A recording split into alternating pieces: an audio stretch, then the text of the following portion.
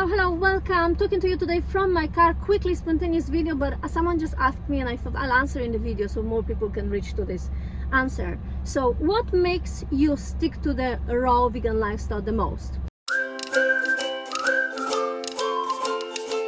Hi, I'm Betty, I'm a nutritionist. I help you overcome chronic diseases, and I want to answer this question shortly, but I want to give you a few tips so that will help you. It will help you stay and stick to raw vegan lifestyle, or let's say I want to talk about fully raw vegan lifestyle, and so I want to give you tips how you can stick most easily and the best to raw foods or fully raw diet. So talking about tips how you can stick to the raw vegan lifestyle is, first of all, you have to organize yourself and really plan it and think, okay, I have 3 days that I'm gonna be very busy. I have to get fruits, so I have it ready and ripe. You need to be organized because this lifestyle requires a little bit of work and a little bit of effort and a little bit of, like any healthy diet, you need to kind of plan it and you need to be on it. So organize yourself. Always have this, in the back of your mind. Okay, I have this 4 days now. I'm gonna be busy. I need to prepare myself. There is weekend. I feel like I don't want to do anything, or I'm busy with my kids. I have to go to the supermarket and I have to buy my produce. So be organized with this. And this leads me to a second tip. Always store lots of fresh fruits and vegetables in your house. The more fruits and veggies you have, the more you will end up eating. For me, it works magic. The moment I have lots of ripe fruit in the house, I know, like, I cannot start preparing cooking rice or quinoa or whatever else I feel like. I have to finish this food. So the more food you have and the more ripe fruit you will have, the easier it's gonna be for you to stick to this and just eat it through the day. So 1, be organized. 2, have a lot of fruit in your house.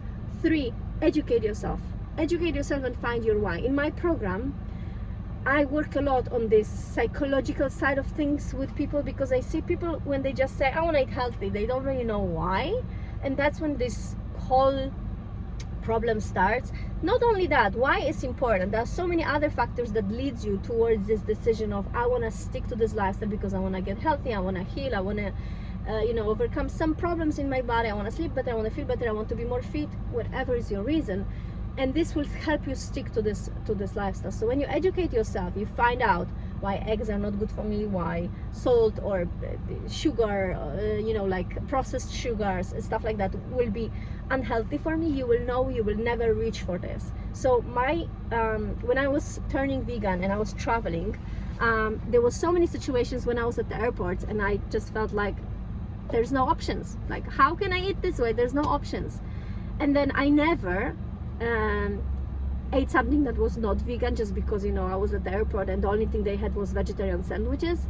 Like, I preferred not to eat, or I preferred to buy fruits which were double the price, or I just took some cheese out of a sandwich that was vegetarian, but majority of times I really ended up not eating because there was no options. But I preferred this rather eating foods that were just not good for me. So I knew why I don't want to eat certain foods, and that's why I didn't get to them. So don't just think like, yeah, cheese is not healthy, but you need to know why, and you need to know why you don't want to eat it. So it's very important to educate yourself. So 1, organization. 2, have lots of fresh fruits and veggies in your house, ripe ones, so that they are ready for you to consume them.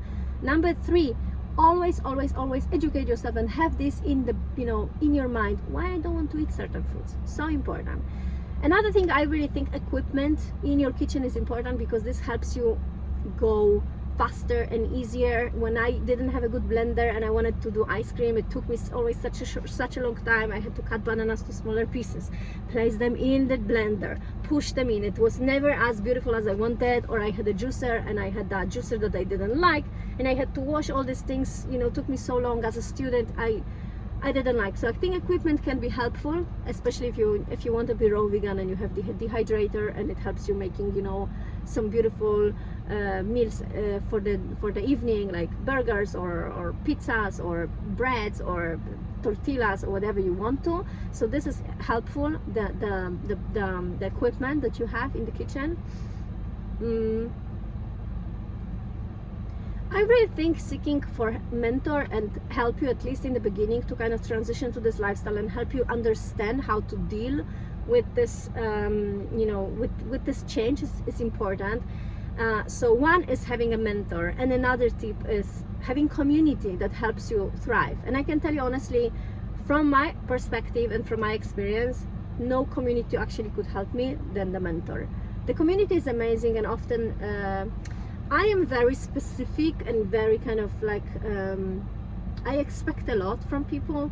So sometimes I felt like, oh, you're raw vegan but you are doing that, oh, you're raw vegan but you, and it was always such a dissonance for me. Like I felt it just doesn't make much sense. So I was always expecting more from the people that, you know, that chose this beautiful healthy lifestyle and took these beautiful choices, but actually it was always like I was disappointed. So once I got a mentor and this person was telling me, you know, that's what you need to do, and this is with my friend actually, but he, you know, he taught me so many beautiful things, and it was just like, wow, now I know what I have to do. Now I know how I need to, you know, deal with these situations. When it comes to social gatherings and issues, I know for many raw vegans it's an issue because people are like, yeah, I'm always the different one, I have to stick to my food, blah blah blah. And I think this is just such a wrong perception of like, I'm a different one, and people will not like me, people will not accept me, they will not invite me for parties. Like I always think communication, and so many people struggle with communication. People need to communicate. We need to communicate and say what we need. And so when sometimes people say, yeah, we have a barbecue, Betty, but there will be meat. So if I want to come to this party, I say like, I understand, you know, I'm not coming there for food, I'm coming there for having time with you guys, right? At the same time, many people that I was hanging out with, because I was raw vegan, I stopped hanging out with them because my priorities changed, my values changed. And so one of the common things I see with, you know, working with people, coaching them, I see that people suddenly say like, wow, I have to change my whole circle because I realize this is not working for me. And these people are, you know, they are all about smoking cigarettes and drinking beers on Fridays evenings, and it just doesn't, you know, appear to me. And I see so many of you, when they transition to this lifestyle, they're like, actually, you know, I have to change my whole, you know, friendship and friends, because it's just changing. Your priorities are changing. So this is a beautiful change. I don't say that because you are not raw vegan, you cannot be my friend, but suddenly you end up opening your mind to different, you know, different situations and different people, and you're like, this is not good for me anymore. So from organization, from education, from storing fruits, you know, from having a mentor community, I think these are the tips that are the most, you know, and equipment in the kitchen. This will help you kind of be on track and listen to yourself, listen to your body, and listen to, you know, is this good for me? Because often people say like, it's good for me, but it's hard. It's hard. I think we are, in these days, we are this, you know, population where when things are hard, we give up.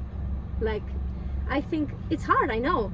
It's hard to work out. Yesterday I was with my friend, with my son at the Ninja for kids, and they were doing exercises for them, and I saw his muscles are shaking, and I'm like, I know, Reef, this is what, you know, exercising is, but you will be so proud when you finish. And you know, and hard is part of life. You know, when something is hard, you need to stick to this lifestyle for long enough to call it, it's my routine, it's not hard anymore.